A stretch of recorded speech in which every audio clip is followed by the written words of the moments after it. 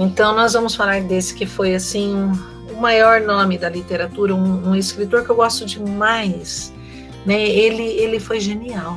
Ainda tem gente que fala que não, que Machado não foi genial, né? Que o Machado ele foi esforçado, porque ele acabou caindo em temáticas que outros escritores já haviam feito na época. Mas, sei lá, eu acho que ele foi acima da casinha.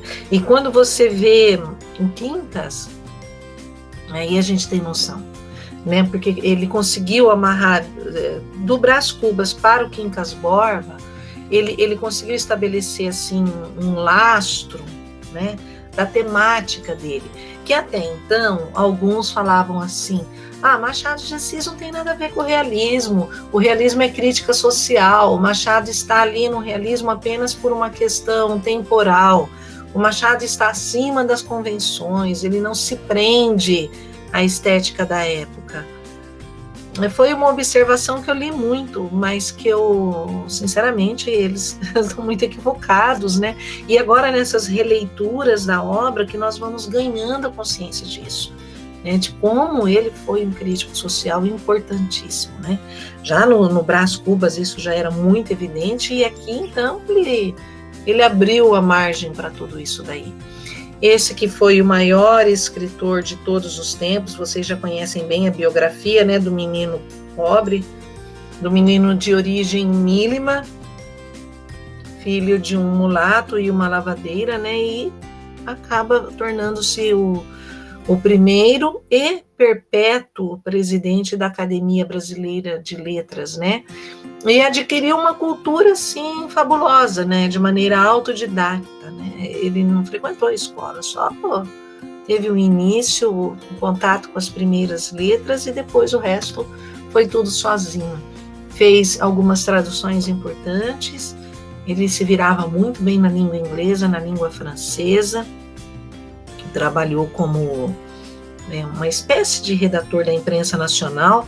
Aliás, foi um dos empregos dele, né? É ali que ele é descoberto pelo Manuel Antônio de Almeida como escritor, que ele era faxineiro, trabalhava de engraxate nas máquinas lá da imprensa nacional no Rio de Janeiro. E foi levado até a sala do diretor, porque ele não queria saber trabalhar, ele só ficava escondido atrás das máquinas lendo. E aí o Manuel Antônio de Almeida leva um susto, né? Fala assim: nossa, um rapaz tão pobre como ele, como é que conseguiu? Por quê, né? E não era comum, imagina, na pertencer à classe social que ele pertencia, né? E ter tanto interesse por leitura. E aí o Manuel Antônio de Almeida pediu que ele escrevesse um texto sobre qualquer uma das coisas que ele tinha lido, e ele fez um texto brilhante. E o Manuel Antônio de Almeida trouxe junto com ele. Então ele vai surgir ali. E começa a escrever muito cedo, né? Ele escreveu muitas crônicas, ele escreveu muitos ensaios, textos críticos sobre a literatura, fez críticas sobre essa de Queiroz, e começou como um escritor romântico, que era comum, né? Que era o período que eles viviam.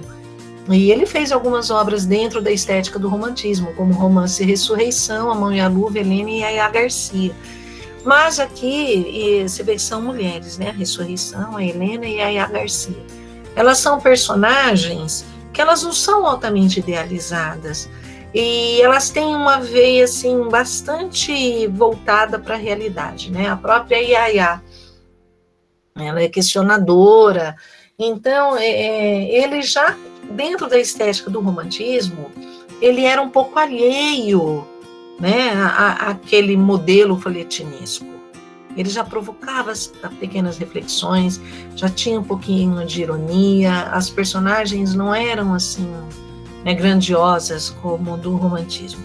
E depois ele vem para a segunda fase, depois que leu Memórias de um Sargento de Milícias, que é ele quem faz o prólogo do livro, porque o Manuel Antônio de Almeida morreu sem ver o sucesso da obra, né? Aí o Machado faz o prólogo, o livro explode, e óbvio que o Machado fica muito impregnado pelo anti-herói, mas ele não vai seguir totalmente aquela veia do pícaro, né? Que é o personagem descomprometido com a ética, com a moral. O Machado ele vai apegar-se à matéria, à técnica, né?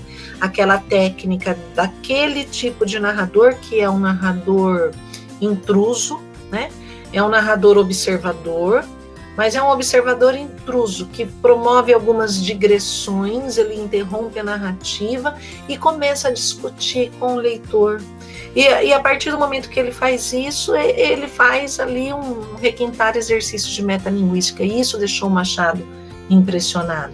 Aí o Machado viu que o Manuel Antônio de Almeida, ele também vai olhar e vai copiar lá o Goethe, né, o escritor, o Goethe não, perdão, o Almeida Garrett, que é o escritor português.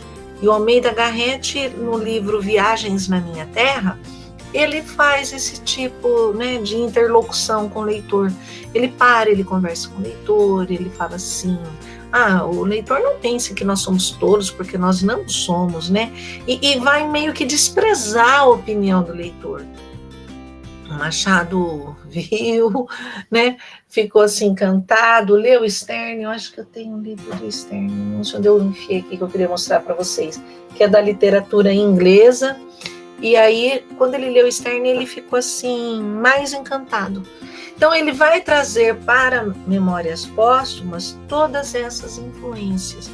Só que ele vai além, né? Quando ele cria um autor defunto, né? Ou melhor, um defunto autor, né? Porque ele já está morto depois que ele escreve. E ali, então, ele vai falar sobre a vida dele antes da morte. É uma coisa assim sensacional, porque é irônico, né? O morto fazendo uma autopsia do vivo. E dentro dessa narrativa que ele vai colocar o Quincas Borba. Quando ele coloca o Quincas Borba aí, no diálogo do Brás com o Quincas, quando o Quincas apresenta a ele a filosofia do humanitismo, ele vai abrir o leque dessa estética, né? E então aí você não segura mais Machado de Assis, né? Ele vem, ele teve um vácuo de 10 anos entre uma obra e outra. Olha o tempo que ele demorou. Não que ele tivesse parado de escrever, pelo contrário, fez muitas crônicas, muitos contos, né? Ele fez poesias para a falecida esposa dele, mas ficou nesse vácuo aí, assim, as duas obras grandiosas. E aí, logo mais, assim, quase 10 anos depois, porque é em 89 que ele vai lançar o Dom Casmurro pela primeira vez, ele vai surpreender, ele vai fechar em Dom Casmurro ali essa tríade da observação social, sabe? De crítica. Por isso que são obras importantíssimas, né? Nós não podemos falar em trilogia. Seria se uma dessas personagens tivesse atravessado e chegado em Dom Casmurro. Mas não, né? Só atravessou das Memórias Póstumas para o Quincas. E aqui no Dom Casmurro foi assim a chave de ouro, né? Vamos dizer assim, a obra-prima machadiana. Foi grandioso, é uma coisa linda aquele texto, né? Uma obra aberta, uma obra que gera muita discussão até hoje. Essa questão, né, do traiu ou não é só se a Capitu traiu ou não, mas a grande sacada foi justamente na construção daquele narrador problemático, né? Então, aquele narrador problemático que fez com que todo mundo ficasse com essa dúvida, que é algo que eu acho que o espírito do Machado ri até hoje da nossa cara, né? Depois ele escreveu Esaú e Jacó, a história de dois gêmeos que já brigavam na barriga da mãe, e Memorial de Aires, que é a história do Comendador de Aires, né? Que ele vai, assim, mudar completamente, vai pegar um outro nicho de narrativa, já mais de introspecção, de avaliação do homem, né? Uma obra que já tem um viés um pouco mais filosófico. Ele morre, né? No mesmo ano. E foi o ano que ele ficou viúvo. Dizem que ele não suportou essa viuvez, né? A mulher dele morreu, e ele morre um pouco depois dela, assim, diferença de meses, né? E aí ele não aguentou. Mas é uma obra, assim, fabulosa, né? O melhor do Machado de Assis, em matéria de romance, eu penso, né? Está realmente no estilo realista. Agora, os contos, ele é tão sensacional, tanto nos contos realistas, como nos outros, que já não era tão realista, né? Contos fluminenses, por exemplo, não são contos realistas. O espaço do Machado é sempre o Rio de Janeiro. O espaço é o locus dele. Ele nasceu ali, ele viveu ali, né? Ele nasceu no Morro do Livramento, depois viveu em Santa Teresa, né? Que é lá que ele morre. Ele frequentou a corte, ele foi amigo dos grandes escritores da época, né? Fundaram a Academia Brasileira de Letras ao lado dele, o Aloysio de Azevedo, o José de Alencar, a Júlia Lopes de Almeida, que batalhou para isso, mas não deram nenhuma cadeira para ela, porque eles eram machistas, né?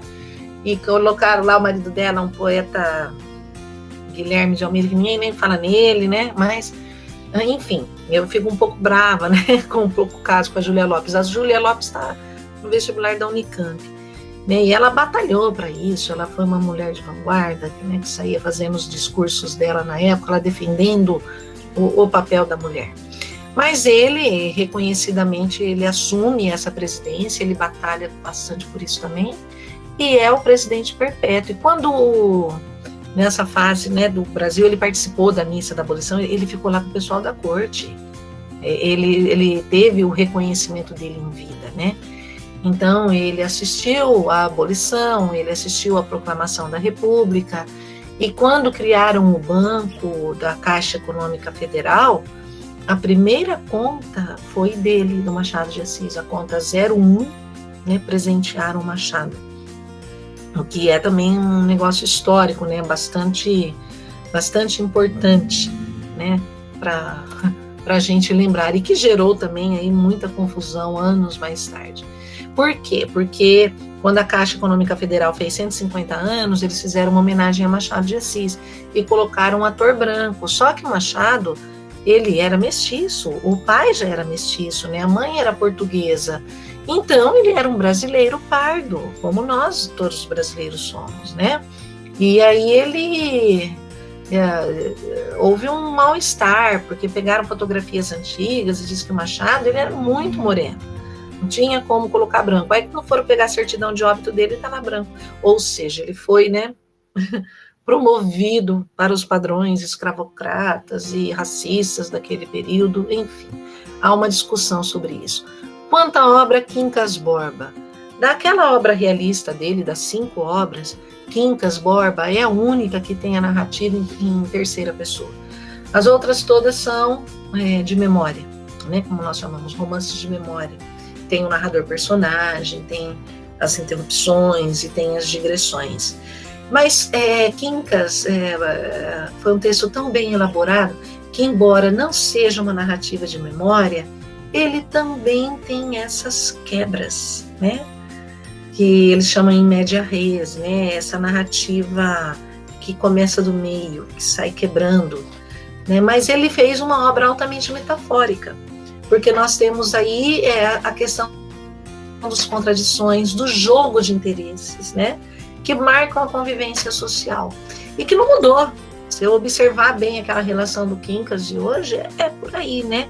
O que nós temos nessa obra é uma crítica sarcástica, demolidora, né, que o Machado de Assis fez à sociedade capitalista. Aqui ele já tinha sido lá no Brás Cubas, né, principalmente no final, quando o Brás, naquela soberba, né, que ele morre sozinho, sem ter feito nada, tudo que ele tentou nada deu certo, foi um falido, vamos dizer assim, no sentido moral da coisa, né, mas ainda a soberba dele falou mais alto, que ele falou assim, que ele se orgulhava de nunca ter comido um pão com o suor do próprio rosto, né, e é na relação dele com Quincas que ele faz a crítica, né, quando o Brás encontra o Quincas, que ele nem reconhece o Quincas é o mendigo que intercepta o Brás, abraça o Brás fica incomodadíssimo, né, sendo abraçado pelo mendigo, e o menino fala, eu subi com você em tal escola, aí o Brás fica assustado de ver ele naquela situação, como que ele ficou daquele jeito, né, com um cachorrinho,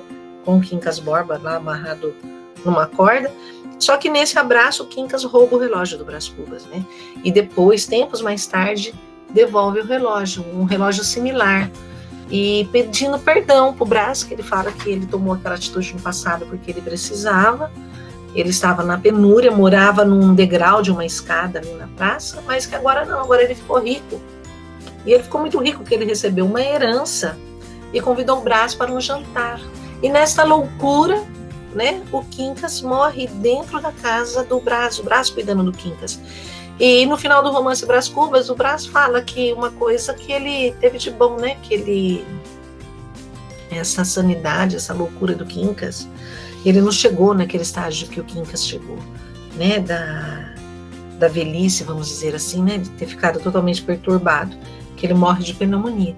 Então ele vai ironizando esses traços. E nesse encontro dele com o Quincas, o Brás oferece um dinheiro para ele. Aí o Quincas, eu não lembro o valor, 500 réis, acho que é uma coisa assim.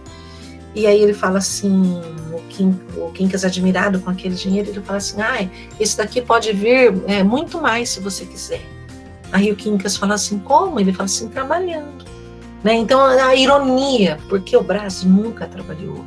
E o Quincas vai ficar rico, vai herdar a herança e também vai trabalhar. Então já começa o texto a partir daí, né? Já vem essa questão para ser discutida, né? Porque o Quincas, ele está lá vivendo confortavelmente numa chácara, né? Lá na cidade de Barbacena, e tem como enfermeiro o Rubião. Então o romance chama Quincas Borba, mas ele gira em torno do Rubião, que é a ascensão e a queda. Mas por que o romance chama Quincas Borba se é a história do Rubião? Porque o Rubião, nessa jornada, ele vai provar a tese do Quincas, né? Que é a tese do humanitismo, vai provar que aquilo que o Quincas falou era muito sério. Né? Então o Quincas está lá vivendo na chácara, está muito rico, né? Tem o cachorro lá que come com ele na cama e dorme lá com ele, isso incomoda o Rubião, mas ele trata, né? Ele fala que para ele não é um cão, porque um cão pode ser um cão qualquer, porque ele é um filósofo, né? Ele só fica filosofando. Porque para ele é um cachorro, o cachorro é algo mais íntimo, né? E cuida bem do cachorro, e tem as loucuras dele. Até que ele vai fazer uma viagem, é o momento em que ele vai encontrar-se com o Brás Cubas lá no Rio, e aí demora um pouquinho lá, passa um tempo, o Quincas está muito doente, e o Rubião recebe uma carta, né, do Brás Cubas avisando que o Quincas tinha falecido, que ele tinha cuidado de tudo, e que as outras coisas, né, o Rubião saberia pelo cartorário, né, que abriu o testamento. E para surpresa do Rubião, quando abre o testamento, ele é o herdeiro universal, né? Então, com a condição de que ele cuidasse do cachorro. Aliás, o cachorro ele já tinha até desfeito do cachorro, depois ele vai feito maluco, né? Buscar o cachorro. E antes do Quincas morrer, o Quincas tenta ensinar o Rubião. Mas o Rubião, mesmo tendo sido um ex-professor primário, ele não entra na cabeça dele aquilo lá, ele não consegue aprender essa teoria, né? Isso irrita o Quincas. E aí o Rubião fica com a herança, né? Pega lá o cachorro, cumpre o prometido, e a primeira coisa que ele quer fazer é ir embora para o Rio de Janeiro. E ele vai, pega um trem, tá lá, senta-se no banco da frente, assim, né, que os bancos eram um em frente ao outro, senta-se um casal, a moça muito bonita, né, um casal assim, jovem, e aí ele tá ali quieto, mas o Cristiano vai, puxa um assunto e eles começam a conversar. E o Cristiano, que é, né, ladino, veiaco, percebe que o Quincas é muito ingênuo. Porque o Quincas começa a falar tudo para eles, falar que é muito rico, né, falou que ganhou herança e um monte de coisa, fala da fortuna, e o Cristiano até chama a atenção dele. Fala que ele não deveria ficar falando essas coisas para quem ele não conhece. E com isso ele vai ganhando a confiança do Quincas. Ele fala, olha, eu posso ajudá-lo a administrar, né? E o Quincas fica assim, meio sem jeito, mas vai aceitando. Porque a tal da Sofia, né? O Palha olha para ela e o Rubião fica olhando, olha pro decote dela, né? E acaba que ele se apaixona por ela, né? Ele fica assim encantado por ela, assim, pela beleza dela, e ela, percebendo isso, né, e o marido dá uma motivada, começa a jogar charme para cima dele e vão explorando o Quincas a partir daí, né? Então eles ajudam o Quincas a encontrar uma boa casa, contratar empregados, fala que o Quincas não deveria mais ter só empregados escravos, né? Que não ficava bem, que era bom ter empregados brancos, nesse caso de europeus que estavam chegando. Então você começa a observar aí essa estrutura social. E que foi assim mesmo, né? No final do século XIX, início do século XX, as famílias contratavam governantas francesas, alemãs. O italiano não, que não se sujeitava. O italiano já era mais briguento, então já tinha uma fama de anarquista, né? O italiano ia trabalhar na fábrica, era considerado, né, praticamente um latino, então ninguém gostava. Então eles preferiam os outros, os franceses, os alemães, tinha essa onda. E se fosse francês, então melhor ainda, porque eles só conversavam em francês à mesa. Tinha esse detalhe. Mas aí o Quincas vai cedendo a tudo isso e vai ser explorado. E é interessante como esse romance começa, né? Porque ele começa com o discurso do narrador, falando, né, que é pra gente, se a gente lembra lá nas Memórias Póstumas de Brás Cubas, ele já começa com essa interlocução, o narrador já começa puxando o leitor para ele, aproximando o leitor do livro, né, esse exercício da metalinguagem. Ele não precisou de um narrador personagem para fazer isso. E aí que a gente percebe, né, a sacada do Machado, como ele foi bom, né? Porque tinha que ser um narrador onisciente para entrar na memória dessa gente, para entender a complexidade da Sofia, que não é uma personagem plana, uma personagem comum, ela não é, né? Tanto é que muitos falavam para o Machado de Assis na época, continua, né? Faz a trilogia, escreve um romance só da Sofia. Ele falava, não, eu já esgotei a Sofia nesse texto, não tem porquê. Mas ele vai cada vez mais assim vai ser explorado a ponto de enlouquecer. E quando ele enlouquece, ele acha que ele é o imperador Napoleão III, e aí fica maluco. E os outros limpam ele, a Sofia dá um corte nele, porque a Sofia gosta desse negócio de assédio, ela gosta de se sentir assediada, né?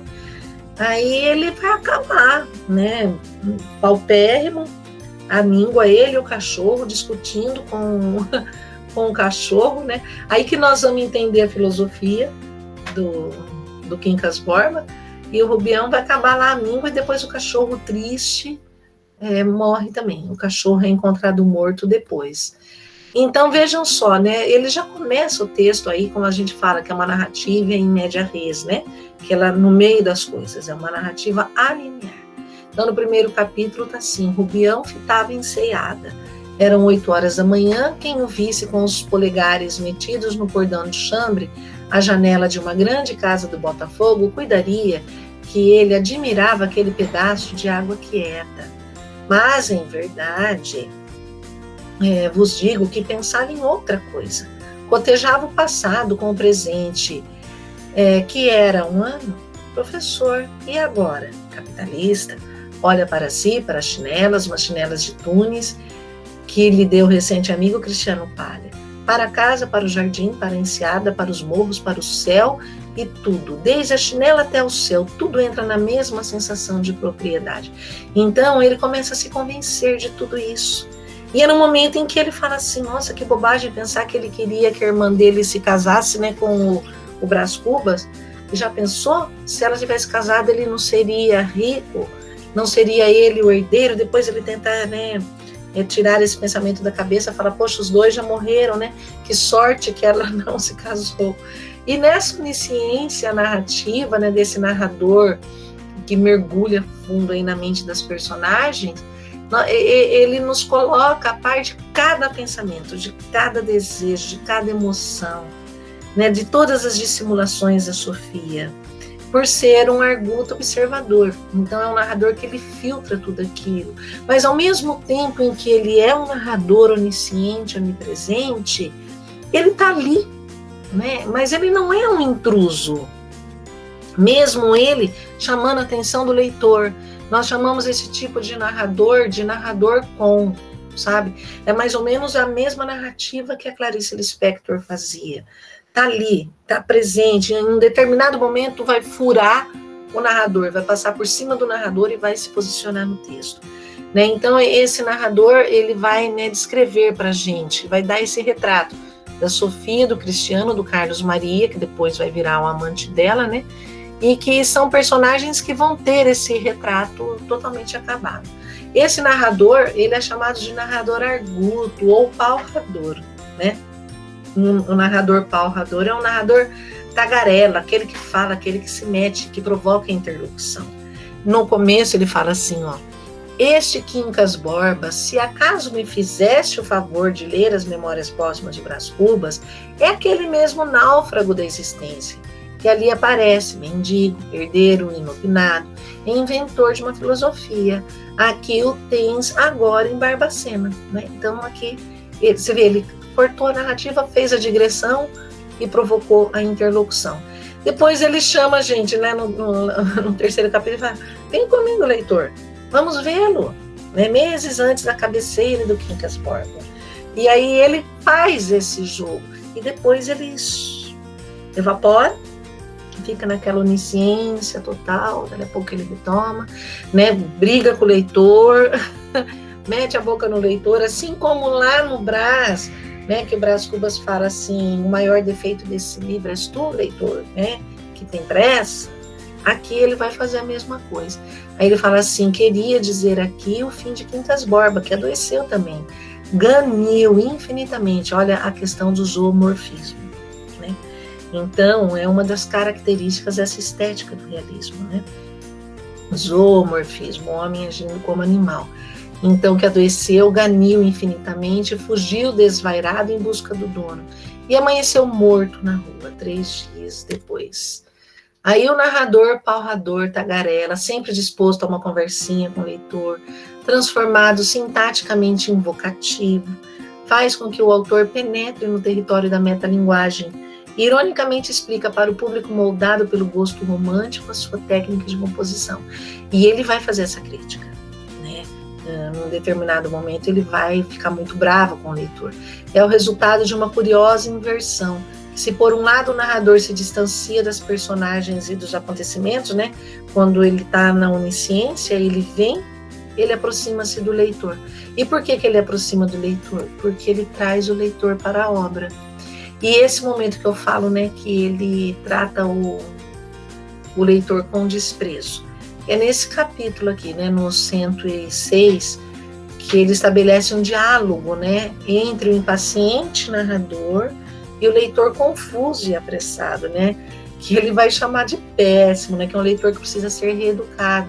E ele se mostra aqui totalmente impaciente, né, ele despreza o leitor, ele não está nem aí com o que o leitor vai pensar dele, né, o que importa é a obra, ele joga a obra em primeiro plano e deixa o leitor em segundo plano. Ele fala assim, né, ou mais propriamente, capítulo em que o leitor desorientado, ele começa a xingar o leitor, não pode combinar as tristezas de Sofia com a anedota do cocheiro e pergunta confuso: então a entrevista na Rua da Harmonia, Sofia, Carlos Maria, esse chocalho de rimas sonoras delinquentes é tudo calúnia? O que é um chocalho de rimas sonoras? A entrevista da Rua da Harmonia, Sofia, Carlos Maria, né? E aí, esse chocalho de rimas sonoras delinquentes é tudo calúnia? Por que ele usa essa expressão? Porque o leitor é acostumado com os românticos, né? Aí ele fala assim: calúnia do leitor e do Rubião, não do pobre cocheiro, que não proferiu nomes, não chegou sequer a contar uma anedota verdadeira. É o que terias visto se lesses com pausa. Sim, desgraçado. Adverte bem que era inverossímil. Olha, chama o leitor de desgraçado. Então, é uma afronta, né? Você vê que o Machado aí, ó, às vezes, sabe, ele se aproxima muito do Drummond, lá no Alguma Poesia, né? Daquele Drummond irônico, daquele Drummond que tá nem aí se você entendeu a poesia dele ou não, né? Que se dane você, ele já fez o nome dele. É a mesma coisa lá no mundo, vasto mundo, se eu me chamasse Raimundo, seria uma rima. Lembrem-se disso, esses textos eles costumam, né, juntar aí no vestibular, promover uns dialogismos. Aliás, eu achei a ideia ótima, uma questão de prova do terceiro, né, mas vou pensar no caso. Então aqui essa trajetória, né, dessa teoria do humanitismo, o que é o humanitismo? Né? Então a trajetória do Rubião é a demonstração viva da teoria do humanitismo. apresentada inicialmente nas Memórias Póstumas de Brás Cubas e retomada nos capítulos 5 e 6 do Romance de Quincas. Então, Quincas, tentando explicar para o Rubião, ele fala, né? O humanitismo é o encontro de duas expansões, ou a expansão de duas formas.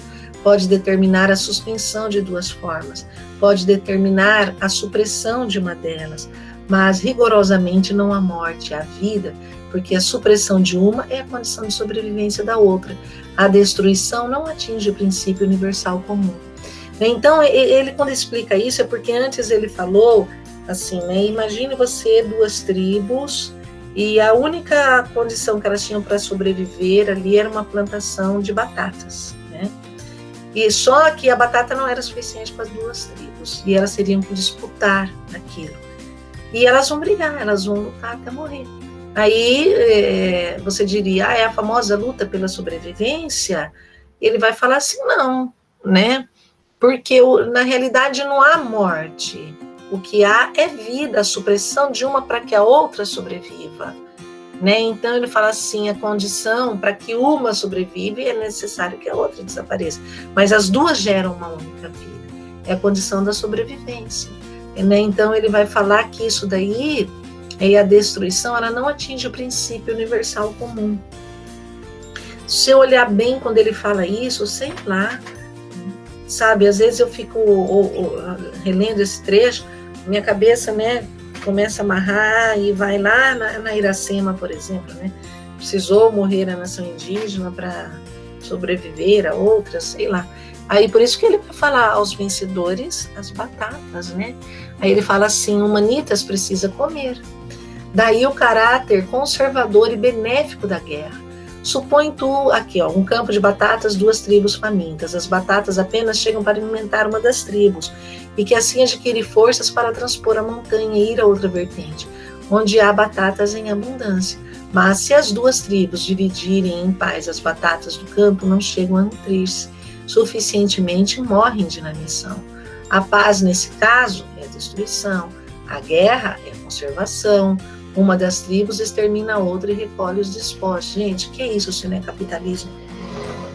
Presta atenção no que ele está falando, né? Você tem que destruir um lado para poder erguer o outro. É a crítica que ele está fazendo aqui. Não é que ninguém presta atenção quando ele fala os vencedores, as batatas, né, que vai erguer. E também é uma teoria da filosofia, né, do Hobbes, né, quando fala que o homem é o lobo do homem.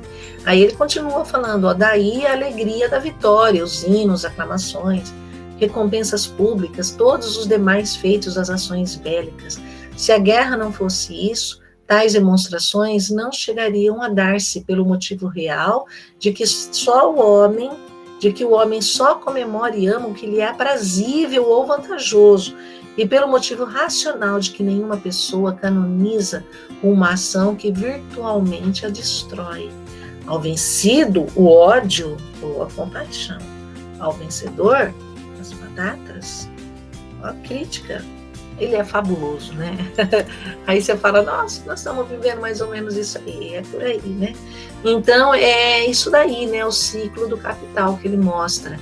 Então, já foi comentado que um dos elementos que passa no romance Memórias Póstumas para a narrativa de Quincas Borba é o capital, né? Um capital herdado por Quincas nas memórias, que por sua vez o transfere para Rubião.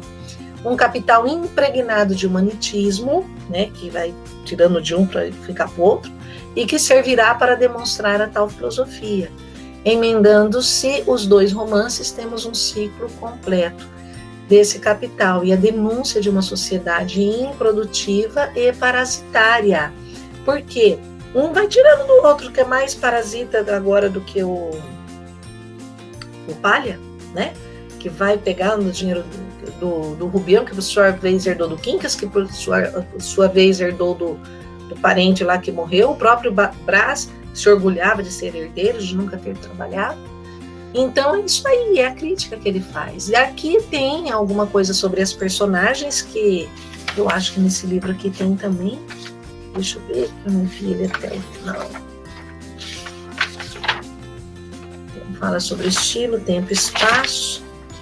Tem sim, ele fala sobre essa onisciência relativa. sobre as personagens, porque agora eles deram de fazer umas perguntas, né? Como é o nome da personagem, essas coisas. Então, o Rubião, que era um enfermeiro, que cuidou do Quincas, que herdou a herança do Quincas, né? Desde que cuidasse do cachorro também chamado Quincas Borba, é uma espécie de personagem quixotesco, né? Ele aproxima-se de Dom Quixote por isso, porque ele vai se atrapalhar todo, né?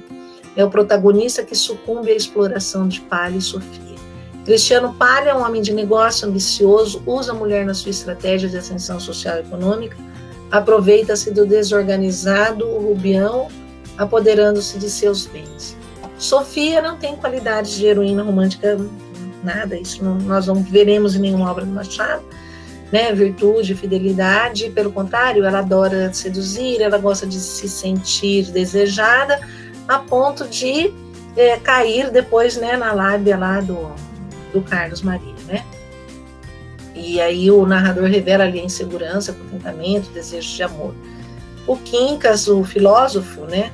O cão do filósofo, o cachorro, e ele também é considerado um personagem. Ele tem a mesma ação antropomorfórmica, né? Antropofórmica da cadela baleia lá no Vidas Secas, né? Ela vai ter um papel presente.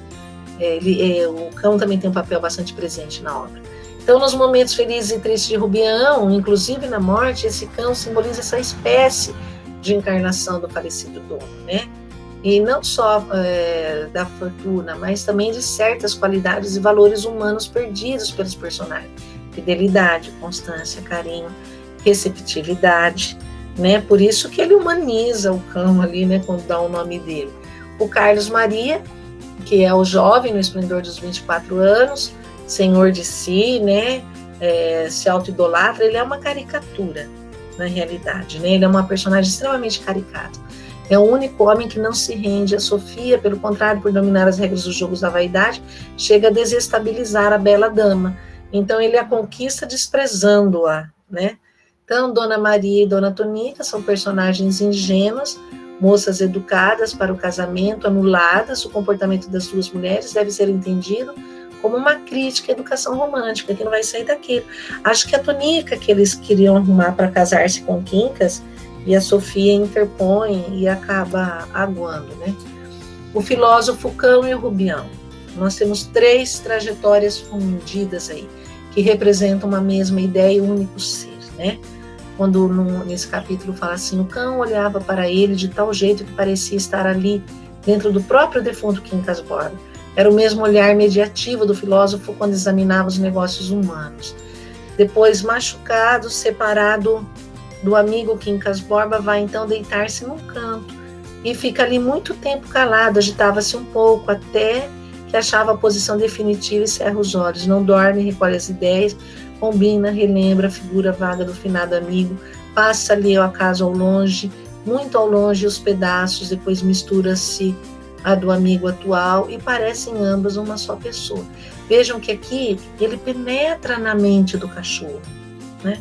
E era algo muito novo. Você vê quem vai fazer isso vai ser só o Graciliano lá a partir de 30. E ele já começa aqui a dar um perfil, né, para o cachorro, o sentimento. Gente, está acabando, tá? Não fiquem, eu já estou terminando.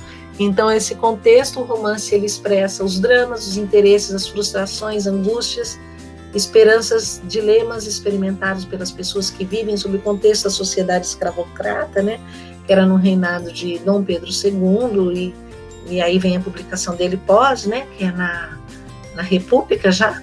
Então, dentro de uma perspectiva cronológica, as ações se desenrolam a partir de 67 em Barbacena, deslocando-se depois para a capital do Império. O cenário, né, que é o período, é o segundo reinado, que é de 41 a 89, até a proclamação. O romance foi depois. A temática aí é a temática dessa traição, né? O adultério, o triângulo amoroso, nós sabemos que é uma característica do realismo, o interesse de Sofia, né? Porque em cima desses homens todos, mas ele vai assim, né? Na temática central da obra, vai falar de como essas pessoas são hipócritas, né? Se fingem de amigos, cujo único objetivo é enganar, é ludibriar, é ascender totalmente, e a questão da loucura, né? Que também vai tomar conta aí do texto. Esse jogo de aparência versus a essência é característica machadiana, né, que essa generalização do engodo sugere a existência de uma sociedade improdutiva, parasitária, dissimulada sob as máscaras de duvidosas transações financeiras que ele faz, falsos elogios nos jornais, como saiu ali, né, de uma sociedade na qual o jogo de aparências exerce uma ação poderosa, irresistível, mas quando tira a máscara, as personagens na intimidade elas se revelam. Elas revelam a essência, mas aparentemente na sociedade não. Tem uma outra cara. E é isso aí. Corremos um pouco, mas eu acho que deu tempo de fazer uma boa explanação.